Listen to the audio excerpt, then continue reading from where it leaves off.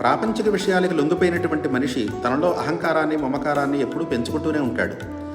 ఈ విధంగా మమతాహంకారాలకు లోనైనటువంటి తాను తన అహాన్ని తన కుటుంబ సభ్యుల మధ్య నిలబెట్టుకోవడానికి ప్రయత్నిస్తూ ఉంటాడు.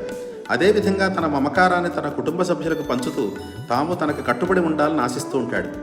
ఏనాడైతే తన కుటుంబ సభ్యులు తనకి వ్యతిరేకంగా ఎదురు తిరుగుతారో ఆనాడు తన అహం దెబ్బతిని నిరాశకు గురై అనుకుంటాట, నేను ఇంట్లోంచి వెళ్ళిపోతాను, ఏ కాశీలోనో హాయిగా జీవిస్తాను, ఎక్కడో ఏకాంతంగా జీవిస్తానని. అలా అనుకున్నా కూడా తాను జీవించలేడు. కారణం తనలో అహంకార మమకారాలు పోలేదు కాబట్టి.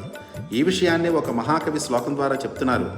వనేషు దోషా ప్రభవంతి రాగిణాం గృహేషు పంచేంద్రియ నిగ్రహస్తపః అకుత్సితే కర్మణి యః ప్రవర్తతే నివృత్తరాగస్య గృహం తపోవనం.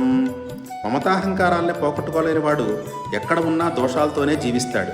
మమతాహంకారాలు పోగొట్టుకుని స్వధర్మానుష్ఠానంతో జీవించేవాడు తన గృహాన్ని కూడా తపోవనంగా మార్చుకుంటాడు.